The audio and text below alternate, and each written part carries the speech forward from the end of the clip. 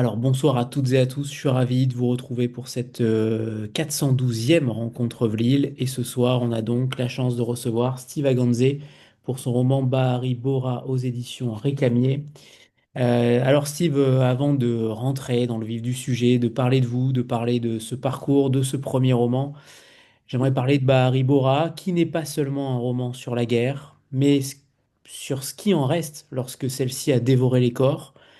Ce roman, il évoque les mots qui survivent, les cicatrices ondulant comme des vagues et les enfants lourds de silence maternel. La jeune Bahari Bora, dont le nom signifie bel océan tranquille, en swahili, porte sur ses épaules le poids d'une histoire brisée. Pourtant, c'est une héroïne au sens plein, vivante, combative, prête à renaître malgré l'horreur. Le roman va déployer un récit d'insoumission et de dignité entre douleur et résilience, pour que l'écriture d'une grande intensité et gravité transforme chaque phrase en caillou jeté contre l'oubli. Et pourtant, au cœur de ce paysage de désolation persistent quelques instants de grâce, l'amitié, la musique et des rites ancestraux qui demeurent encore vaillants. Au cœur de la dévastation peut subsister une beauté obstinée, celle d'un espoir qui refuse de mourir, car ici l'océan n'est ni bleu ni vert, il est de la couleur des absents. Bahari Bora nous chuchote alors sa question essentielle, comment écrire l'indicible sans trahir ceux qui l'ont vécu? C'est cette question qui guidera notre entretien ce soir avec Steve Aganze. Peut-être n'y aura-t-il pas de réponse toute faite, mais seulement le commencement d'une direction. Écouter, écouter les silences, entendre les corps qui tremblent sous les mots tus, ou écouter les mers qui murmurent des noms engloutis. Car la littérature finalement n'est pas là pour guérir nos blessures, mais pour nous apprendre à vivre avec elles. Et si les enfants de la guerre ne naissent pas, c'est bien parce qu'ils survivent, dites-vous. Ce roman nous confie la tâche d'honorer ces histoires, humblement et sincèrement, car dans chaque phrase résonne un écho de mémoire, un acte résistant contre l'oubli, et il nous rappelle que nous sommes les héritiers de voix brisées et que leur murmure ne s'éteindra pas. Alors en refermant Bahari Bora, nous emportons alors plus qu'un récit, mais bien l'obligation de ne jamais oublier. Bonsoir, Steve Aganze, que l'on a perdu. Cette introduction a fait perdre la connexion à Steve Aganze. Voilà. J'espère qu'on va le retrouver très vite. Si vous m'entendez toujours pas, j'ai l'impression que non. Vous me confirmez bien que c'est de Steve le problème. Ouais, voilà, le problème il est figé. Ok. Alors, je vais essayer. Il s'est déconnecté, il va sûrement se reconnecter. On va l'attendre donc. J'aurais dû faire une introduction beaucoup plus courte pour le coup. Voilà, ça m'apprendra. En attendant qu'il revienne se connecter, je vais vous lire l'incipit du livre. Alors, c'est le prologue. Dans le prologue, on sait beaucoup de choses finalement. On sait peut-être un petit peu trop de choses. On verra, on en reparlera avec lui tout à l'heure. Et je vais donc commencer l'incipit, le prologue donc. Maintenant, tu es une femme, tu peux être fière de toi, m'a dit la louve, plongeant son regard froid dans le mien avec un sourire cruel. Tu as vu tes premières règles. Notre mouvement va grandir. À peine avait-elle franchi la porte qu'elle l'a proclamé à tous les vents. J'ai même entendu une balle éclater dans le ciel, tirée par un malade célébrant cette annonce. Le Créateur a donné à chaque femme un pouvoir unique. Puisque tu es une femme, tu dois le savoir. Il nous a donné la capacité de bâtir des empires, de construire des nations et aussi celle de détruire des royaumes, de réduire les hommes en poussière. Ce pouvoir réside dans cette chair cachée entre tes cuisses. À présent, je vais t'apprendre comment l'utiliser. Je vais t'enseigner l'art de la danse au lit. Ça fera mal car c'est ta première fois, mais plus tard tu en seras fier. Tu m'écoutes? Je ne l'écoutais pas. J'entendais simplement le bourdonnement de ses mots, perdus dans l'immensité de ce que je venais de vivre. Je ne disais rien, ne pensais à rien. La suite s'est déroulée comme elle l'avait prédit. Une vieille peau flétrie, puante et laide, s'est emparée de l'intérieur de ma chair. Cet homme, peut-être un démon, empestait la sueur. Ses dents semblaient couvertes de margarine et sa langue de chaux. J'ai saigné et mon sang s'est caillé sur le galbe de mes cuisses. Sa jouissance, ma peine. sa barbe rêche frottait contre mon cou, me brûlant là où il posait ses lèvres, essoufflé. Alors on me dit que Steve est en fin de retour. Oui, il y avait Oui, un petit peu de connexion, oui, désolé. ça marche, parfait. Alors Steve, je ne sais pas si vous avez entendu mon introduction, mais vous la verrez peut-être dans le replay, peu importe. J'aimerais que vous nous parliez de cette histoire, de comment devient-on romancier quand on a seulement 25 ans et qu'on habite Kinshasa. Euh, Personnellement, la littérature, dans ma vie, date de très longtemps. J'ai commencé par le dessin d'abord, donc je faisais des bandes dessinées, des mangas, c'est pour passer le temps. Et à l'école, quand je montrais mes travaux à mes amis, c'est bon, vous m'entendez? Ah oui. Et à l'école, quand je montrais mon travail à mes amis, à ma famille, à mes cousins, ils me disaient une chose, c'est que j'écrivais mieux que je dessinais. Donc j'ai dessiné aussi d'une certaine manière, c'était bon, mais c'est mon écriture qui était intéressante. Et donc à l'âge de 16 ans, j'ai commencé à écrire. C'était pas d'une manière professionnelle, mais plutôt pour passer le temps. J'ai écrit un premier texte que je peinais à finir, donc il y avait tellement d'histoires, la science-fiction et tout et tout. Et c'est avec le temps que j'ai trouvé, je pense, ma voix d'une certaine manière, parce que il fallait que je trouve la vision du monde que je voulais partager avec d'autres personnes.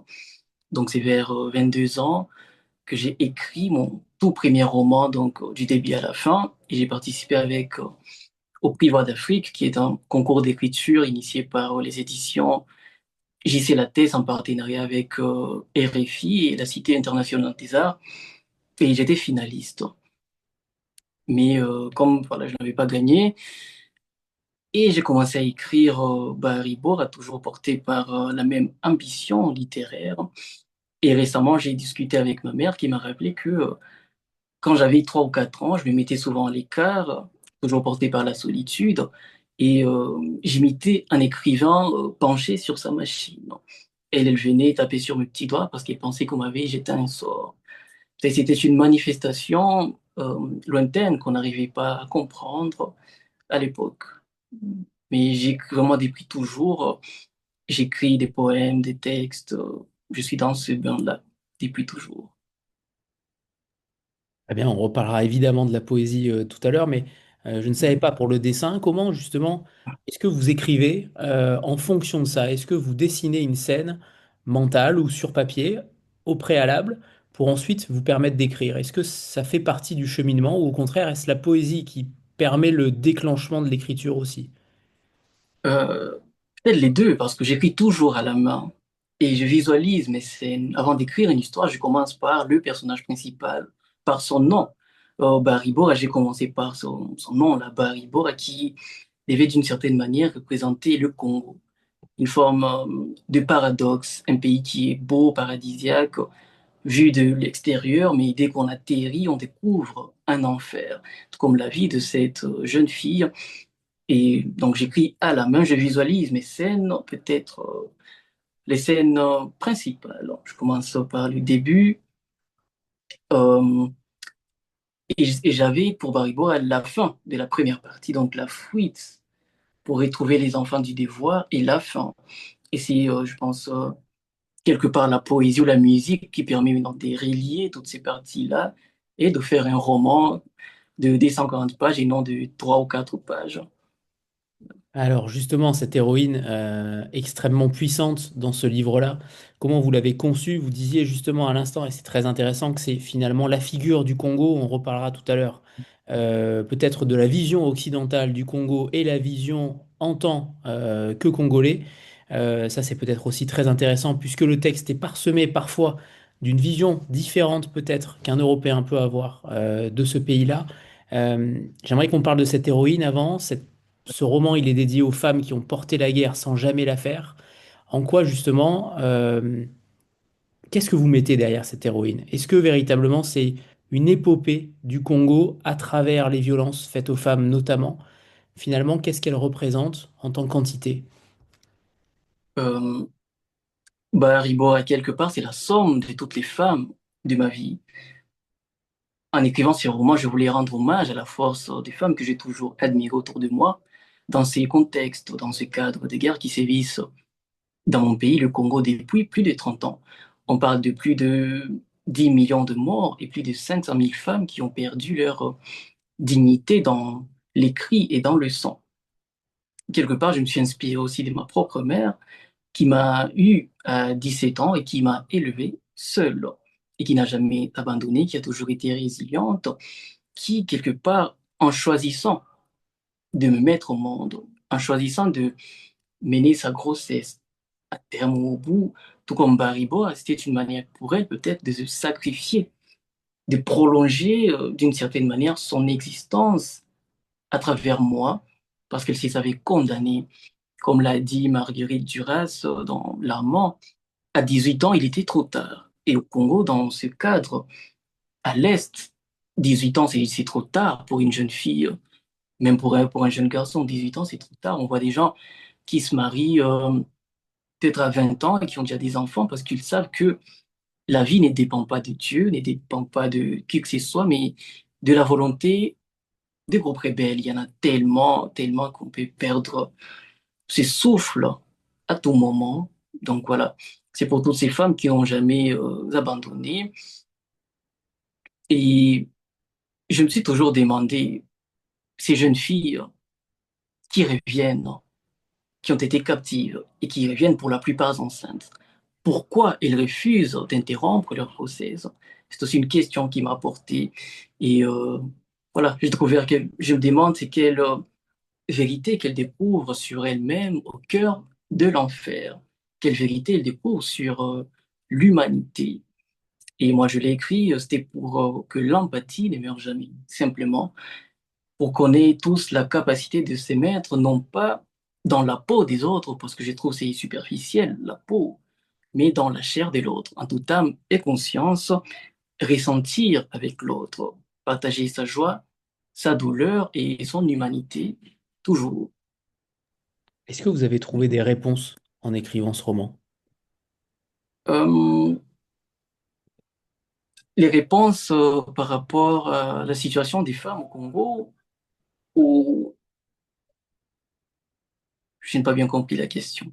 Tout à l'heure, vous disiez à l'instant que vous posiez des questions, notamment sur l'interruption de grossesse, qui n'était pas forcément faite par ces femmes-là.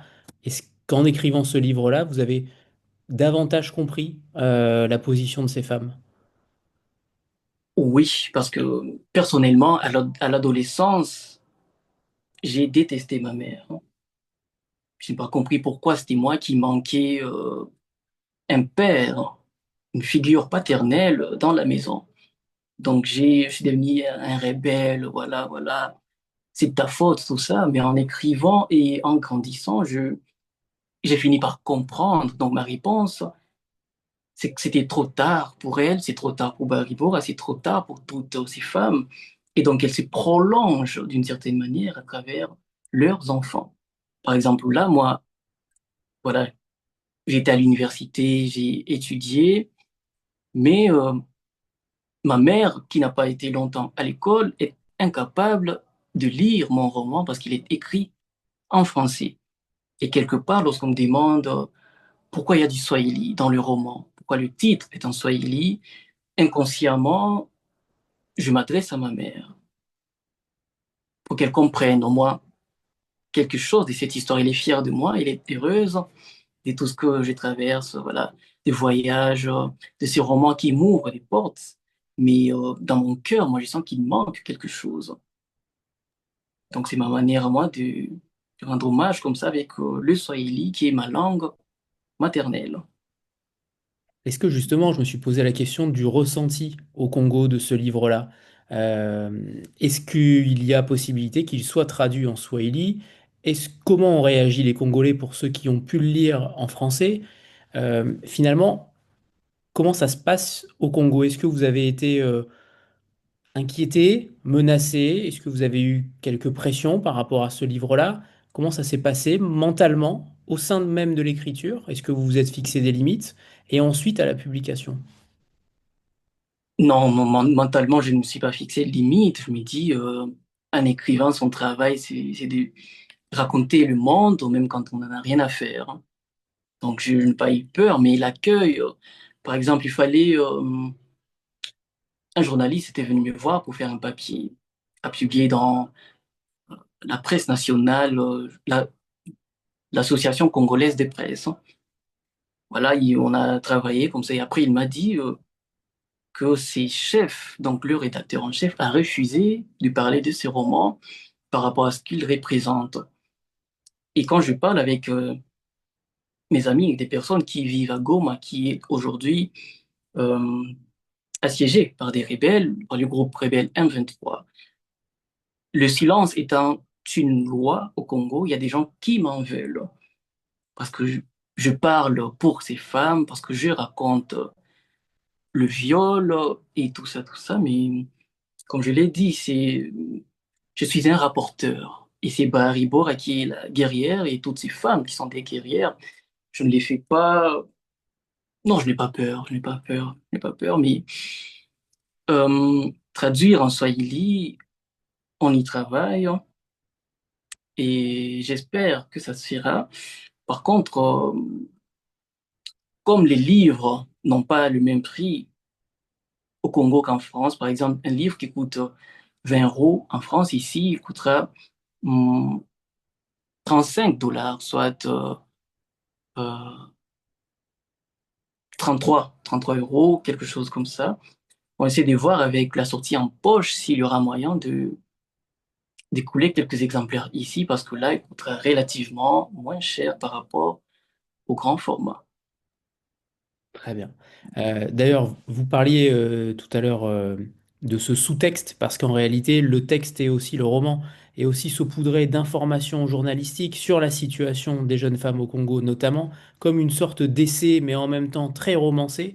Pourquoi vous avez fait ce choix-là? Je vais en citer juste une, page 38, une note de bas de page, puisque ça vient des projets Rosalie, situation des jeunes filles en RDC, 22 novembre 2016, Sophie Mille, qui dit une fille sur deux a déjà été victime de violences sexuelles ou émotionnelles. 13% des violences physiques ont lieu pendant la grossesse. Environ une fille de 15 à 19 ans sur 5 a été violée, 4% avant leurs 15 ans. Le texte est souvent justement parsemé de ce genre de statistiques effroyables, terribles. Pourquoi vous avez fait ce choix-là de l'insérer dans le roman, de le traduire comme un travail journalistique extrêmement précis? Pourquoi vous avez fait ce choix-là alors qu'il s'agit a priori d'un roman? Ce travail-là, c'était Est-ce que un c'était coup de pour rendre gueule. hommage aussi? Quelque part, oui, mais c'était pour... j'ai fait des études en relations internationales, donc à chaque fois qu'on lit les choses, on suit les infos, on voit les chiffres. Il y a eu 100 morts, un tel groupe rebelle a décapité combien d'enfants. Et je sens dans la population, il y a une forme de distance avec ces chiffres. Donc c'est ça le pouvoir de la fiction. Moi, j'ai essayé d'humaniser les chiffres. Donc j'écris un roman sur ce qui se passe au Congo, sur la réalité, et en même temps, je rapporte les chiffres qui sont là. La situation des femmes, voilà les jeunes filles, voilà la situation d'Acacia qui n'arrive pas qui ne sait pas c'est quoi un préservatif pour ne pas spoiler les personnes qui n'ont pas encore lu les romans. Donc c'est ça. Je rapporte les chiffres, en même temps, la fiction donne ce pouvoir-là à toute personne de donner une vie à ces statistiques, voilà, 10 morts, combien de femmes violées, mais lorsqu'on le vit dans les yeux d'une jeune fille comme Barry Bora, comme Acacia, comme toutes les autres, quelque part, euh, l'empathie subsiste dans le cœur des lecteurs. Et là, c'est moi, j'accomplis euh, mon devoir ou ma mission. C'était l'objectif, oui. Il est très bien réalisé en effet parce que on apprend beaucoup de choses clairement sur ce pays, sur la manière dont sont traitées aussi forcément les femmes. Il y a une véritable déshumanisation de nombreuses femmes. Comment vous pourriez, pour quelqu'un qui n'a pas encore lu le livre, résumer ce qui se passe concrètement? Alors là, on tourne un petit peu autour du pot parce que c'est des sujets extrêmement sensibles, mais en même temps, il faut aussi dire la réalité qui est décrite dans le roman. Qu'est-ce qu'il se passe avec ces groupes rebelles? et toutes ces femmes qui sont violées, entre autres. C'est que au Congo, le viol, comme ne cesse de le dire le docteur Mukwege, que j'ai eu l'honneur de rencontrer grâce à ce roman, est une arme de guerre. Et la guerre, c'est pourquoi? C'est pour les, euh, les minerais, voilà, les matières premières. Les rebelles s'en prennent aux femmes ou aux jeunes filles qui représentent à la fois deux vulnérabilités, comme Baribor, qui est une enfant, et une jeune fille. C'est une manière de toucher euh, la population congolaise, les gens qui vivent à l'Est, parce que c'est là où il y a toutes les richesses. Voilà, nous avons vos femmes, nous avons vos filles, nous avons vos enfants. Qu'est-ce que vous... Bon, vous n'avez plus rien à faire ici, partez et laissez-nous la terre. C'est ça le problème, c'est la terre. Toujours, je lui dirais que dans notre beau pays, le plus grand de l'Afrique centrale, l'un des plus riches au monde, la guerre est un climat qui ne connaît pas de saison. J'ai fait le choix des la temporalité. Je me suis dit, Barry Bora est enlevé en 2013 et il revient en 2018. Pourquoi 2018? Parce qu'il y a eu des élections présidentielles en 2018. Donc, Kabila qui a passé 18 ans au pouvoir, il a laissé d'une manière démocratique à un autre qui est venu, Tshisekedi. Et moi, je me disais, voilà, on change d'époque, il y a le président qui était là qui part, donc les choses vont changer. On va plus connaître ces guerres que nous avons vécues, nous tous. Et malheureusement, non, à l'heure où je vous parle, la province du Sud Kivu et la province du Nord Kivu n'existent plus. Donc, il y a une forme de balkanisation du Congo. Et peut-être on apprendra plus tard que sont devenus des territoires autonomes avec un drapeau, tout ça, qui ne font plus partie du Congo. C'est leur objectif. Très bien. Et en même temps, ce qui est très intéressant aussi, et on le voit aussi dans les notes de Sophie Mille, je vais citer une phrase, nous devons, et elle s'adresse aux jeunes femmes, nous devons les responsabiliser, les encourager à prendre part au monde dans lequel elles vivent. L'éducation est leur avenir. Le rôle de l'éducation, il est au-delà de fondamental, et on a l'impression qu'il y a une immense faiblesse en la matière. Par quoi elle passe cette éducation? Est-ce qu'elle passe par la famille? Est-ce qu'elle passe par l'école? Par tous ces acteurs-là, finalement, comment vous l'expliquez? L'éducation, je pense, devrait passer par la communauté, par le village. Chez moi, on dit l'enfant vient au monde, mais c'est le village qui l'éduque, qui l'élève. Et maintenant, il faut savoir qu'est-ce on apprend aux jeunes filles. Quelle matière? Par exemple, regarder une personne dans les yeux, c'est être mal élevé. Une fille qui mange euh, le foie sera une voleuse. Une fille qui adore le goût du miel aussi sera une voleuse.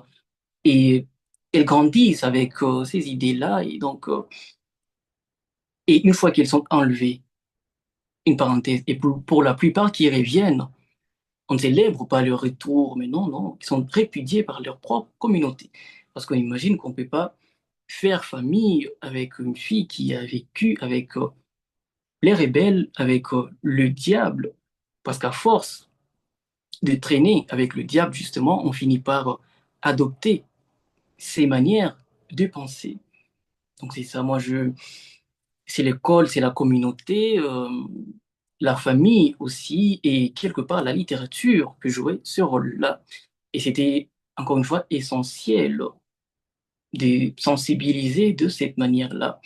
Quand les gens en France savent c'est que la réalité du Congo, comment ça se passe, et qu'ils se renseignent, qu'ils en parlent, c'est ça. Ça contribue aussi d'une certaine manière. Et puis à côté de ça, il y a peut-être un autre Congo, en tout cas, qui est décrit aussi dans le roman. Et je vais vous poser cette question, est-ce que c'est vous qui parlez quand il est écrit, tu sais, la vie à Kinshasa, c'est un véritable enchantement, dit-elle avec un sourire rêveur. Pour ceux qui savent voir, la ville regorge de merveilles. Les marchés débordent de couleurs avec des étals remplis de fruits au parfum enivrant, et les artisans tissent des étoffes qui dansent au soleil à Gambela. Les soirées, la ville s'anime d'une hardiesse incomparable. Les orchestres de rue envahissent les avenues de Bandal, jouent des mélodies qui réchauffent le cœur et l'âme. Il y a toujours un coin de verdure, un endroit paisible au bord du fleuve où l'on peut s'évader, contempler les reflets dorés sur l'eau et oublier les tracas de la vie quotidienne, une bière à la main. Est-ce que c'est Euh, ça la deuxième phase du Congo?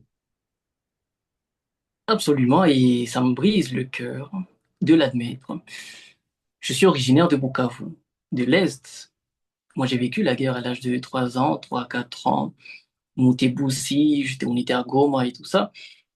Et lorsque je suis venu à Kinshasa, j'ai remarqué que le pays était carrément divisé en deux. Et ça me brise le cœur. Pourquoi? Parce que quand on parle d'Ukraine, on n'entend pas les Ukrainiens dire que non, il y a la guerre à l'Est de l'Ukraine. Non, il y a la guerre en Ukraine. Mais au Congo, les gens qui vivent à Kin, des Kinois disent, voilà, il y a la guerre à l'Est du Congo. Les gens prennent une distance avec les gens qui vivent là-bas et quelque part, on accuse les habitants de l'Est, les Gomatraciens, les Bukaviens d'être des traîtres. Pourquoi c'est toujours chez vous qu'il y a la guerre? C'est parce que vous-même, oui, participez, contribuez à l'effort de guerre. Là, c'est une autre parenthèse, et ce n'est pas totalement faux, parce que avec le brassage dans l'armée, j'en parle dans le roman, et c'est totalement vrai. On voit des gens qui étaient rebelles, des chefs rebelles, qui ont massacré, tué, pillé, violé, et un jour, on se réveille, voilà, il est promu général dans l'armée régulière. Et une telle personne, est-ce qu'elle pourra combattre ses anciens potes, ses anciens amis, ses frères d'âme? Mais non, quelque part, 30 ans, pas pour une guerre officielle, pour des guérillas et des rebelles qui s'en prennent aux civils. Les affrontements entre les rebelles et les forces de l'armée congolaise sont rares. Lorsqu'on parle de ces 10 millions de morts, je ne pense pas qu'il se trouve au moins 100 000 soldats. Non, ce sont des civils, ce sont des enfants, des femmes. Et à Kinshasa, voilà, c'est la fête, c'est la bière, c'est la musique. Et pour un ressortissant de l'Est, même si je vis à Kinshasa, je suis toujours attaché à ma terre natale, même si on est tous congolais, mais le cœur parfois n'y est pas dans la vie de Kinshasa, dans l'engouement qu'il y a autour de certaines choses futiles, alors que le pays est pratiquement divisé. Ce qui est fou, c'est que vous êtes extrêmement jeune et on a l'impression que vous avez déjà une expérience d'écrivain extrêmement longue aussi derrière vous. Et vous écrivez sur des traumatismes d'une extrême violence. Comment vous gérez cette charge mentale, cette charge émotionnelle au sein même de l'écriture, quand on écrit sur son pays, sur ce qu'a pu produire son pays? Comment on ressort de cette écriture? Est-ce qu'on est totalement liquide à la fin de cette écriture? Est-ce qu'au contraire, on en ressort grandi parce qu'on a fait vivre et on a fait écouter une nouvelle voix de la littérature et qu'on a pu aussi donner une vérité de Bahari Bora? On en sort traumatisé, oui, mais quand on pose la question, moi j'ai dit toujours, euh, le Congo est même pas un pays, mais une nation qui est la somme de, des familles, des fratries qui composent les gens qui vivent dans le même territoire, quoi. C'est ça la nation. La nation congolaise est traumatisée. Et je parlais avec le docteur Mukwege lorsqu'on s'est rencontrés, il m'a dit, vous parlez de 30 ans de guerre, mais c'est plus que ça. Remontons à la colonisation. C'est que Léopold II a fait au Congo. Voilà. Donc, il a coupé les mains, il a massacré plus de 10 millions de personnes. Et la guerre des 30 ans qui aussi a coûté la vie à plus de 10 millions de personnes encore. Et je pense le traumatisme s'ancre dans la structure même de l'ADN. Et on est tous traumatisés. Moi, j'ai dit peut-être qu'il faudrait penser à une forme de comité vérité, non, équité et réconciliation, comme ce fut le cas en Afrique du Sud, en Irlande, voilà, dans d'autres Canada. pays. Au Canada, oui, et au Congo, moi, je réfléchis même à écrire à la présidence, c'est-à-dire, mettons nos ambitions politiques à côté. C'est toujours ça aussi le problème, la politique, politique, politique. On ne voit pas l'humain, les partis politiques. Un pays avec plus de 400 partis politiques. Donc les gens, ils sont sans vision, c'est l'argent, là-bas du gain. Bref, le Congo, c'est Golgotha, le Golgotha des temps modernes, quoi. Colline en forme de crâne où on massacre des gens. Mais ce n'est pas éternel, hein. Moi je pense. Ça prend du temps, mais le pays finira par connaître une élévation manifeste. On l'espère. Votre écriture alterne souvent entre différents passages. Il y a des phrases très courtes, très hachées, très puissantes, notamment pour les scènes de violence. Et de l'autre côté, on a beaucoup d'envolées lyriques pour les souvenirs notamment et une superbe poésie. Comment vous avez travaillé justement cette alternance stylistique? Est-ce que vous étiez une sorte de... Est-ce que vous aviez une sorte de bipolarité d'écrivain en réalité? Parce qu'on sent il y a deux Steve Aganze aussi dans le livre, notamment sur le style, mais également sur la forme. Comment vous avez travaillé ça? Est-ce que vous vous en êtes sorti avec des petits papiers ou des plans, comme on peut en voir sur des serial killers, notamment avec des petites fléchettes pour savoir si vous étiez Jekyll ou Hyde? Comment vous avez travaillé la matière? Euh, pour les envolées lyriques, je pense que c'était le véritable souci avec mon éditrice qui disait, voilà, il y en avait tellement, mais c'était beau, mais peut-être il faut à un moment penser au lecteur. Je pense que c'est parce que j'écris toujours à la main et là, je ne pose aucune question, je ne fais pas attention aux fautes, donc je, je suis comme en transe, donc j'écris, ça coule, ça coule, ça coule. Et au moment de taper le texte, ça me sert directement de réécriture. Mais les parties où Barry est captive, les phrases étaient courtes. C'était pour l'action, il me semble, pour, n'est pas, pour que le lecteur s'y retrouve aussi, qu'il ne se perde pas. Mais aussi, je voulais faire de la faune et la flore congolaise des personnages à part entière. Pour Barry qui a tout vécu ou connu, mais qui reste sensible à la beauté, il me semble que le cœur de l'homme est fait de chair et de sang et de sel, et que c'est la poésie, la beauté par la poésie qui l'empêche de s'assécher. Donc Barry reste sensible, tout comme moi, je reste sensible à la beauté, à la musique, à la poésie, à la nature, malgré tout ce que j'ai vécu. Moi, mon bonheur, mon petit bonheur, par exemple, c'est quand je me couche et puis à un moment, je retourne mon oreiller du côté qui reste encore frais et là, voilà, c'est la belle vie. C'est la belle vie. Mon autre bonheur, c'est lorsque tombent les premières gouttes de pluie de la saison et que la terre nous offre le pétrichor, ce parfum qui enivre l'âme. Voilà, ça fait plaisir. On se sent vivant par ces petites choses. Et Et on reste justement, sensible. oui, pardon, allez-y, Steve, pardon. Non, j'ai fini. J'allais dire, on reste sensible. Très bien. La poésie, justement, elle est évidemment aussi au cœur du roman et elle est souvent en swahili d'ailleurs. C'est ça qui est intéressant, c'est qu'on a l'impression que cette langue-là, elle est omniprésente dans le roman et elle est extrêmement belle d'ailleurs. Je vous conseille de la lire à haute voix, même si vous n'avez pas forcément les intonations ou les accents toniques, je ne sais pas. Mais dans tous les cas, il faut la lire à haute voix. Vous nous lirez peut-être un extrait d'ailleurs en swahili, je ne sais pas ce que vous avez choisi comme extrait. Sachez tout à l'heure que j'ai lu l'Inkipit pendant votre absence, donc voilà. Oui.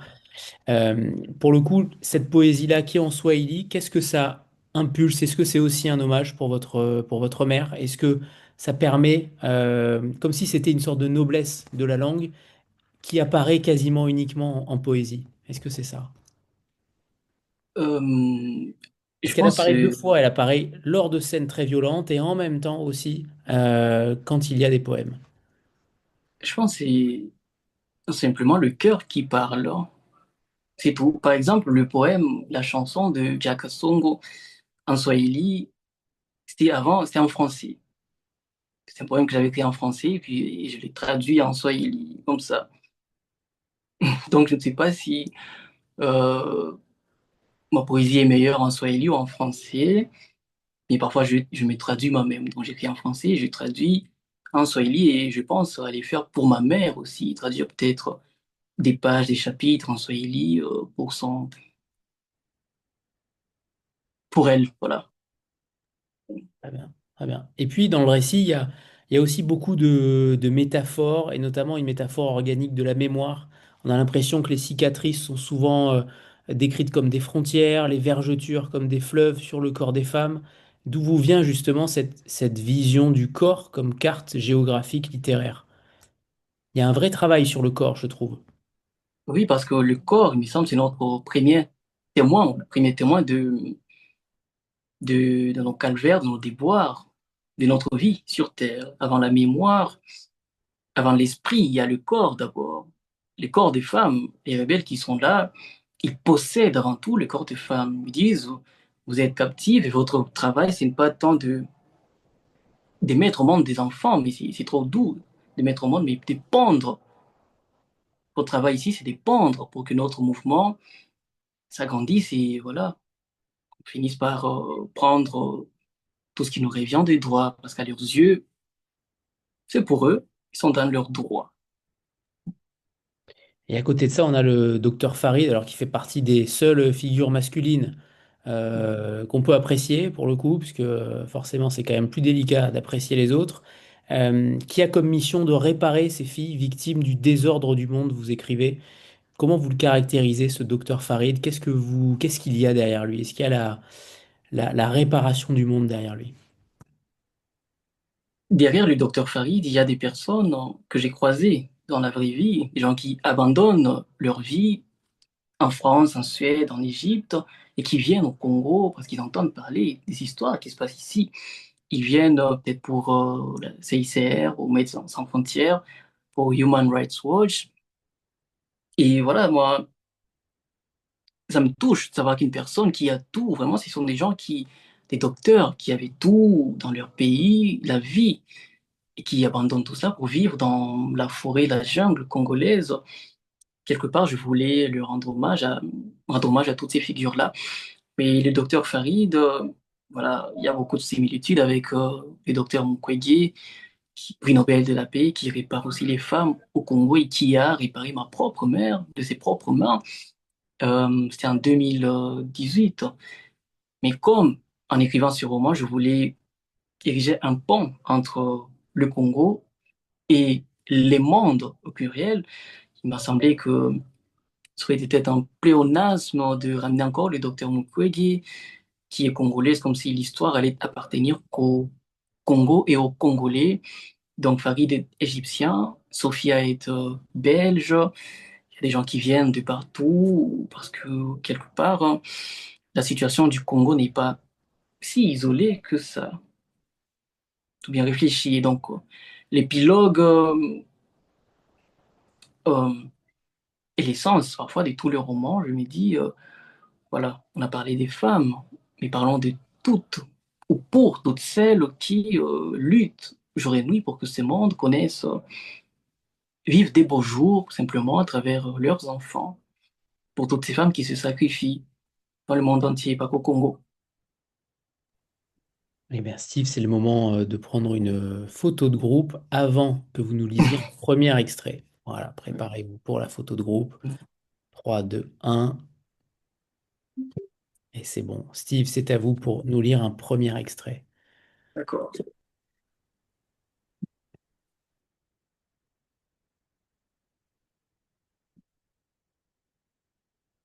J'espère qu'il y a du Swahili.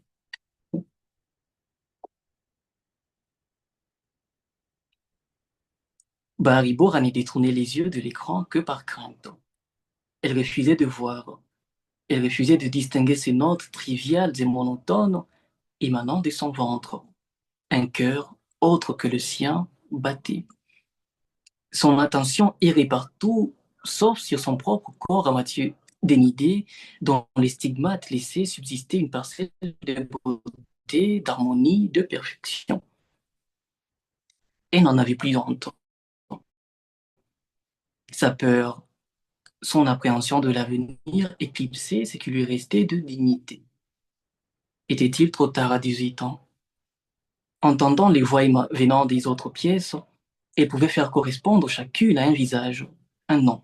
Et, tandis que le médecin échangeait des expressions préoccupées avec Sophia, en analysant les clichés, et se prêta à l'exercice.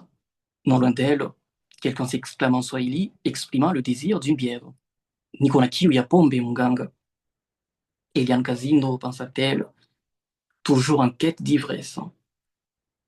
Dans la pièce adjacente, une autre voix atteignée tentait d'y renforcer une femme plus âgée, plus marquée par la vie, plus résignée, plus blessée. On a déjà échappé au pire. Tulishaponyoka, Esther Mapendo, une âme altruiste.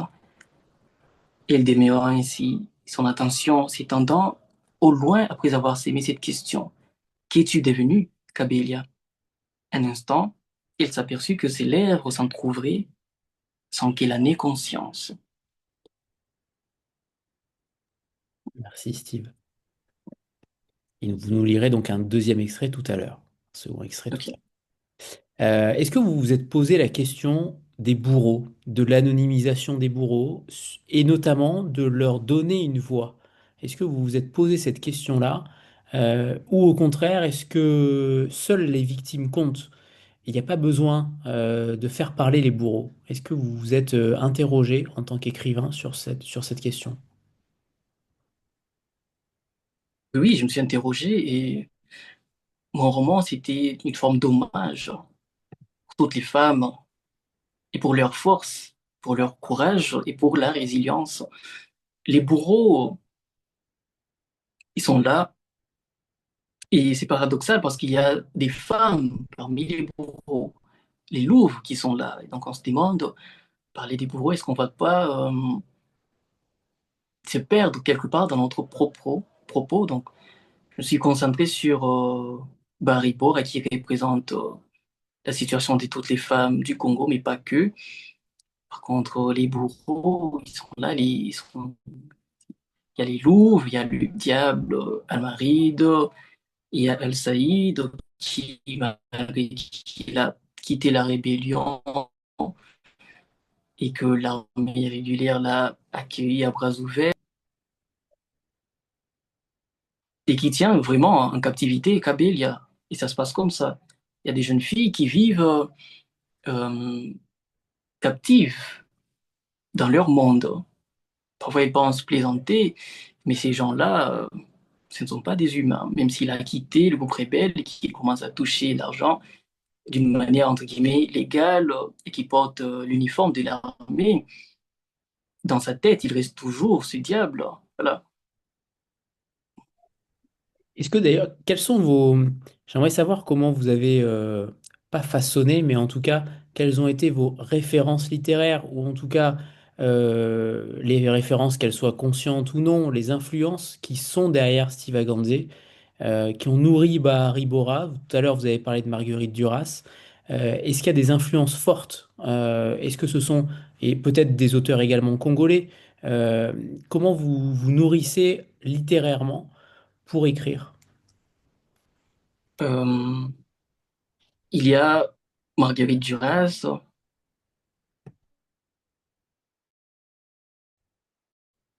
pour sa vision du monde. C'est une femme qui n'a pas eu peur d'offrir au monde sa vision, parce qu'il me semble que c'est ça. Demander, pour me voir, non, Steve, écrit un roman sur les femmes du Congo. Non, c'est ma vision du monde que j'ai tenté simplement d'offrir. Et donc j'apprécie Marguerite Duras pour cela, peu importe ce que les gens disaient, il n'a jamais eu peur. Il y a John Steinbeck aussi, pour cette capacité qu'il a, ou qu'il avait, mais je préfère toujours parler des écrivains présents, qu'il a de donner vie, de rendre visible des gens qui vivent en marge de la société. Il nous fait comprendre que par là, ce sont les vrais héros, ces gens-là qu'on ne voit pas, les gens de tous les jours. L'un de mes romans préférés, c'est Des souris et des hommes, l'histoire de Lenny et Georges, euh, a comme leçon, pour moi en tout cas, que le crime le plus arbitraire qu'un être humain puisse commettre sur cette terre, c'est d'empêcher à l'autre de rêver. Donc, il y a aussi Mbougar Sarr, Blaise Ndala, qui est un auteur congolais vivant au Canada qui a publié aussi à ses rentrées littéraires même L'équation avant la nuit chez la thèse. Il y en a tellement, tellement. Je lis depuis toujours, mais le conseil le challenge était de trouver ma propre voix. Même si j'aime Marguerite Duras, John Steinbeck, mais on ne va pas copier, mais apporter peut-être sa bouteille, sa petite eau et la déverser dans ce fleuve qu'est la littérature mondiale. Et ça se ressent. En parlant de ceux qui sont entre guillemets invisibles, vous m'aviez fait une dédicace qui disait c'est la voix de celle qu'on n'entend jamais. Est-ce que finalement ça va être ça votre tropisme d'écrivain? Est-ce que ça va être celui de faire parler les invisibles? Euh, j'ai eu cette discussion avec mon éditrice, on était à Besançon, et comme je parlais de voix, de trouver ma voix, on dit trouver la voix, mais moi je pense que c'est la voix qui nous prouve quelque part. Moi je suis à l'aise quand je parle, quand je me mets à la place de toutes ces personnes, parce que l'essence de mon écriture, c'est l'empathie. J'écris pour que l'empathie ne meure jamais. La voix des sans-voix, peut-être, mais pas que du Congo.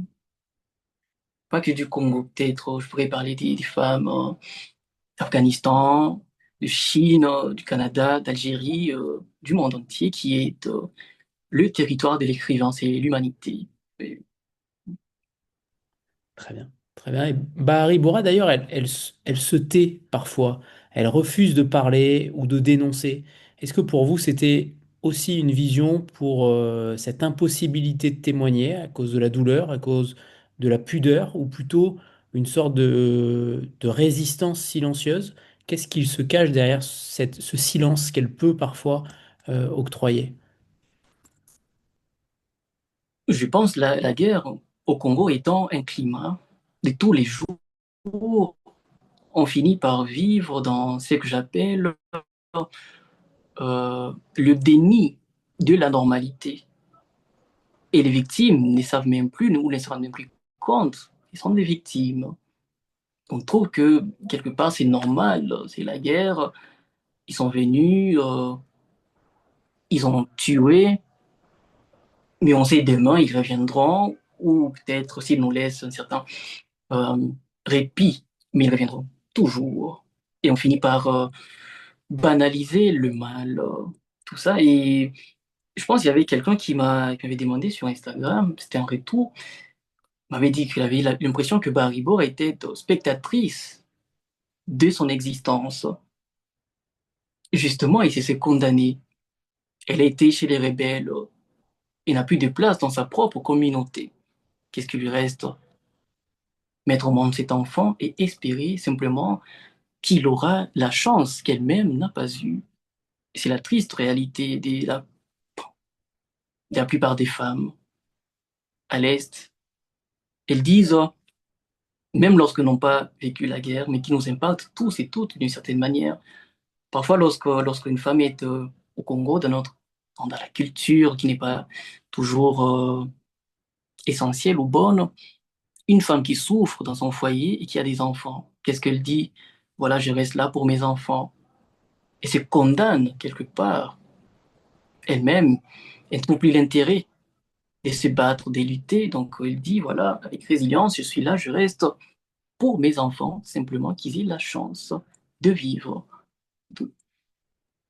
Le roman, justement, il m'enseigne une constellation de figures maternelles, de maman Mathilde, la mère adoptive, Sophia qui est hantée par la perte d'une fille. Tout ça, ça enrichit clairement la réflexion sur la maternité en temps de guerre. Pourquoi vous donnez tant de place à ces mères? Qu'est-ce que ça reflète aussi du Congo? Est-ce que c'est une sorte de roman politique pour redonner une place à ces mères, pour redonner une place à ces femmes? Qu'est-ce que ça implique chez vous? Euh, Qu'est-ce que ça implique finalement en tant que romancier, en tant qu'homme peut-être, mais surtout aussi en tant que romancier? En tant que romancier, je pense qu'on écrit toujours avec une part de soi. Et moi, ayant grandi seulement avec ma mère, euh, et son visage paternel à la maison, quelque part dans mon écriture, les hommes n'ont pas tant de place que ça, parce que même dans mon éducation, dans ma vie, généralement, de tous les jours, il n'y a pas tant de femmes. Aujourd'hui, je vis avec ma tante et j'ai grandi avec ma mère. Voilà, il y a toujours des filles autour de moi et les hommes, euh, les quelques visions que j'ai des hommes ne sont pas, euh, ils sont pas bonnes. Ils sont pas bonnes, quoi. Il y a eu il y a eu, par exemple, ma propre histoire, mon beau-père qui a trouvé ma mère avec son enfant, moi en l'occurrence, et lui qui avait ses enfants, et on allait nous tous à l'école, et à chaque fois qu'on recevait nos résultats scolaires, il était en rogne parce que moi, je sortais toujours premier de ma classe, et que ses enfants n'étaient pas si performants à l'école. Et donc, il voulait que je reste à la maison. Voilà. Je ne puisse pas aller à l'école. Il y a tout ça, et peut-être ça impacte même la vision du monde à long terme. Mais pour contrecarrer tout ça, moi, je me suis promis d'être le meilleur père et époux du monde. Là, c'est une promesse que je me suis faite moi-même et à mes futurs enfants, à ma future femme, quand elle viendra.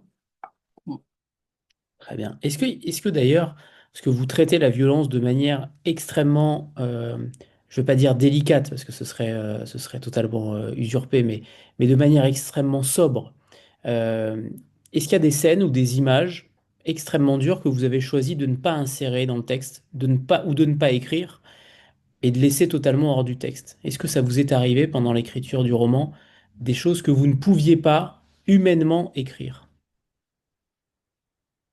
Oui, absolument. Et maintenant que ça revient, c'est bon, je ne peux pas en parler, c'est une histoire parce que elle me touche personnellement. Je préfère ne pas en parler, mais j'aurais pu dans la deuxième partie, Les Enfants du Devoir, parce que c'est là où on me retrouve moi-même. On retrouve mon enfance dans cette partie-là. Le petit cavalier, le petit forgeron, cette enfance perdue comme ça. Mais la plupart des faits que je rapporte, je les ai bien vécus. Par exemple, lorsque Réma, le chef des enfants du devoir, raconte son passé et qu'il évoque l'enfant dont on disait qu'il était seul sur Terre. Là, c'est moi, Réma, c'est moi, et cet enfant-là, moi, je l'ai connu. Je vivais chez ma tante, on était à Bukavu toujours, et il y avait un petit garçon de mon âge à l'époque, on avait 9 ou 10 ans. Et les parents nous disaient, et les voisins nous demandaient, voilà, si vous n'avez plus de vêtements, ou si vous avez des vêtements que vous ne mettez plus, donnez, on va aller mettre, j'ai oublié son nom, à cet enfant qui est seul sur Terre, seul sur Terre. Et sa réponse était sans appel. Je la rapporte dans le roman, mais il n'y a pas avec autant de... Bon, il n'avait pas dit avec autant de lyrisme. Et il m'a dit, les rebelles ont coupé la tête de ma mère. Et après, son corps s'est mis à trembler, à trembloter comme une poule qu'on égorge. Ça m'a toujours hanté. Toujours. Et en écrivant le roman, je m'étais rendu compte que je l'avais rapporté, cette scène-là, inconsciemment. Comme je dis, on est, voilà, le peuple congolais est traumatisé. Voilà. Est-ce qu'après la publication de ce premier roman, vous ressentez une sorte de responsabilité politique, mais au sens strict du terme? Tout à l'heure, vous parliez de la politique des différents partis, des 400 partis politiques. Là, j'aimerais bien savoir si après ce texte-là, il y a une sorte de responsabilité que vous vous mettez à vous-même en réalité, parce que vous écrivez sur des sujets extrêmement douloureux, sensibles, qui vont sûrement, si jamais c'est traduit en swahili, qui vont faire parler, clairement. Euh, Est-ce qu'il y a une responsabilité politique ou même morale en tant qu'écrivain congolais? Est-ce que ça a déclenché chez vous quelque chose que vous n'aviez peut-être pas soupçonné? Euh, Chez les autres, en tout cas, il y a des gens qui disent que je devais manifester, voilà, devenir une sorte de d'objecteur de conscience. Mais en parlant du Congo et des politiques, Je pense les écrivains congolais ont cette chance que le gouvernement, les gens qui composent le gouvernement, n'élisent pas. C'est ça la chance des écrivains congolais. Voilà. Et même si on traduit en swahili, rien n'est garanti qu'ils auront la volonté, ni même l'envie de se plonger dans un livre. C'est ça la chance et le malheur du peuple congolais. Mais l'ambition, je n'ai pas d'ambition politique et je n'écris pas avec cette ambition-là. Euh, non, je pense que l'écrivain, oui, simplement, sa matière dans la société, il prend un micro, il est temps, assez semblable. Et voilà, je rapporte simplement les faits et je donne à lire comme ça, sous forme de roman, mais sans ambition politique. Parfois, la politique me dégoûte, la politique congolaise, la politique mondiale, parce que c'est je ne veux pas appartenir à une société qui n'a aucune mansuétude. Et la politique n'a pas d'âme. Non, non, donc non. Très bien. Je pose toujours deux questions récurrentes aux auteurs qui passent ici. La première, c'est de nous conseiller un livre méconnu ou un auteur méconnu que vous aimeriez remettre au goût du jour pour faire parler le fond d'un catalogue d'une maison d'édition ou tout simplement parler d'un auteur, d'un écrivain, d'une autrice qui vous façonne particulièrement et que vous aimeriez remettre en avant aujourd'hui. Qui avez-vous choisi, Steve? Alors oui, et ça m'a fait plaisir de lire cette question parce qu'il y a un auteur qui m'est venu en tête, c'est Miyakoto euh, avec Terre somnambule. C'est un roman traduit du portugais Mozambique aux éditions Métayer. Alors c'est une histoire qui raconte le Mozambique en guerre à travers des personnages qui errent entre la réalité et le rêve. Et la force de Miyakoto, c'est qu'il invente une langue. C'est une langue brisée, une langue poétique, brisée quelque part, parce que c'est une manière de protester contre la situation de son pays. Par exemple, il y a des mots qui manquent. Voilà, c'est ça, oui, oui. Par exemple, il y a des mots qui manquent de syllabes. Pour Miyakoto, cannibale devient nibale. Professeur devient fesseur. Je pense c'est sa singularité, c'est très important dans ce temps où tout le monde court après la perfection. Or, la perfection rime avec insipide et une littérature parfaite ne m'intéresse pas. Et je préfère cette langue brisée qui raconte un monde, voilà. Et tout le monde peut s'y retrouver. C'est très beau, vraiment. Lisez-le. Terre somnambule. Très bien, merci. Et une très belle maison d'édition, tout Ouais. autant. Et la deuxième question, pardon, si vous pouviez échanger votre place avec un personnage de fiction au sens très large du terme pendant une seule journée, qui choisiriez-vous et est-ce que vous changeriez sa destinée, Steve? Euh, c'est cliché quelque part, mais je choisirais Meursault. Ce n'est pas tant pour changer sa destinée, mais pour l'espace d'une journée, l'apprendre à éprouver, l'apprendre à ressentir autre chose que la brûlure du soleil. Mais le monde qui l'entoure, toujours porté par l'empathie qui me semble être notre richesse commune en tant qu'humain. C'est triste, une personne qui ne ressent pas. Euh, voilà, donc merci, oui, mais pas pour changer sa destinée. Très bien. D'ailleurs, la photo de couverture du livre d'Alena Frolova, comment vous avez décidé de prendre cette femme en couverture? Est-ce qu'elle existe vraiment? Est-ce qu'il y a eu un choix particulier? Elle paraît en effet extrêmement jeune, mais peut-être plus âgée que l'héroïne, vous nous direz. Comment s'est porté ce choix? Est-ce que vous aviez eu la tentation de prendre une femme qui a réellement existé aussi? Comment ça s'est passé avec les éditions Récamier pour la couverture? Pour la couverture, je pense que c'est mon éditrice qui a sauvé les romans sur ces plans, parce que moi, je voulais une couverture euh, qui reflète quelque part l'enfant de Barry Bora, c'est-à-dire on voit le ventre d'une femme avec de petits points, voilà. Donc un enfant qui tapote sur le ventre de sa mère, c'est ce que je voulais. Et on s'est dit, voilà, non, on va prendre un roman éponyme. C'est essentiel que la couverture reflète Baribora et la couleur, l'Afrique, donc les terres africaines. Et je pense qu'il y a toute une équipe qui s'est chargée de nous trouver cette couverture. On a acheté les droits. Par contre, je ne connais pas la femme, mais son regard porte le roman et il regarde vers l'avenir comme Baribora. Voilà. Ok.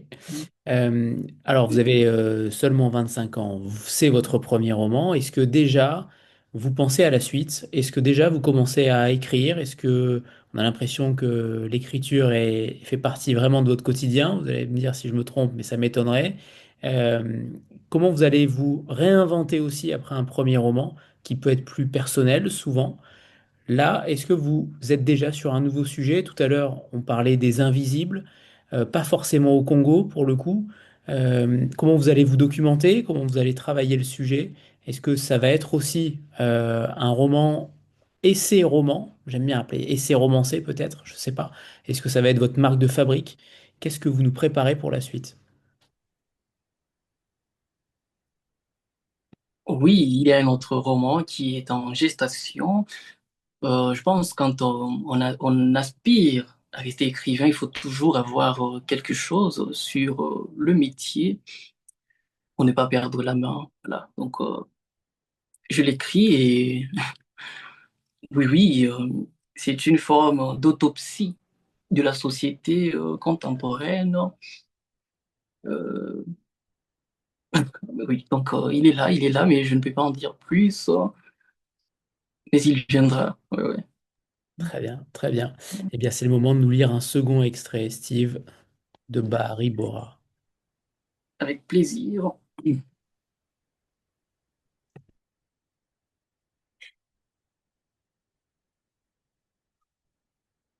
Je voulais simplement aller vendre mes arachides comme tous les jours depuis que maman nourrit cette bouche. Je me promenais avec mon bassin sur la tête. Je chaloupais pour attirer les clients et quand le soleil se couchait, j'étalais ma marchandise dans un coin favorable, devant les bars. Beaucoup de bars.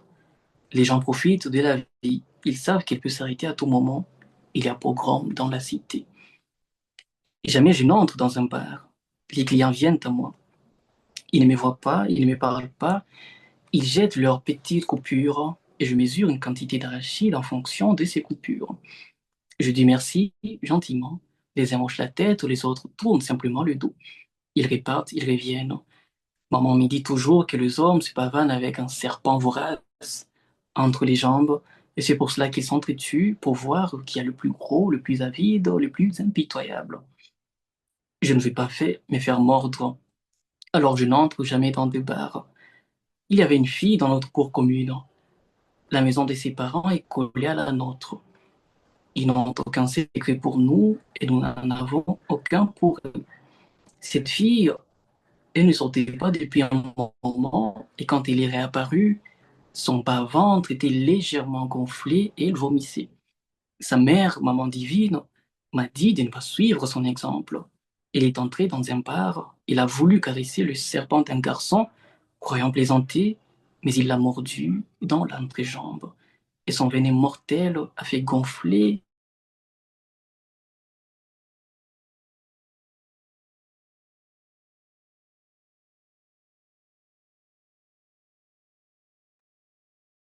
Et j'ai l'impression qu'on a reperdu Steve. Non, ah non, Non, ah, vous avez perdu sur les derniers instants, à mon avis. oh là là, que je reprenne. Allez, vous pouvez reprendre, oui, les 10 dernières lignes, je pense. D'accord. Merci, Steve. Hmm, ok, merci. Il y avait une fille dans notre cour commune. La maison de ses parents est collée à la nôtre. Ils n'ont aucun secret pour nous et nous n'en avons aucun pour eux. Cette fille, elle ne sortait pas depuis un moment. Et quand elle est réapparue, son bas-ventre était légèrement gonflé et elle vomissait. Sa mère, maman divine, m'a dit de ne pas suivre son exemple. Il est entré dans un bar, il a voulu caresser le serpent d'un garçon, croyant plaisanter, mais il l'a mordu dans l'entrejambe, et son venin mortel a fait gonfler son bas-ventre. C'est pour cela qu'elle vomit. Merci, Steve. Eh bien, pour conclure, disons que Steve Aganze nous tend une boussole, l'écoute. Écoutez les silences des survivantes, les corps qui tremblent au fond des motus. Écoutez les vagues de l'océan murmurant des noms engloutis au large. Peut-être que la littérature n'est pas là pour guérir les plaies béantes, peut-être qu'elle est là pour nous apprendre à vivre avec nos blessures ouvertes. Steve Aganze fait entendre une révolte obstinée, une espérance tenace, et nous parle de l'impossible transmission, de la survivance, des silences. Ce premier roman nous appelle au-delà de la fiction à la mémoire collective, à nous, lecteurs, de veiller à ce que ces cicatrices racontées ne s'effacent pas, à nous d'apprendre à vivre avec empathie aux côtés des blessures des autres. Comme le suggèrent ces pages troublantes, il faut laisser la littérature défaire nos certitudes, car elle nous rappelle que l'horreur ne peut s'écrire qu'avec respect, celui de ceux qui l'ont vécu.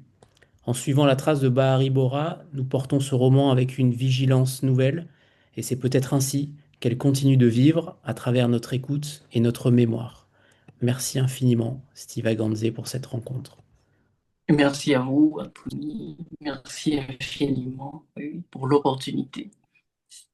Merci à tous. Merci, Steve. Et à bientôt pour le prochain, peut-être.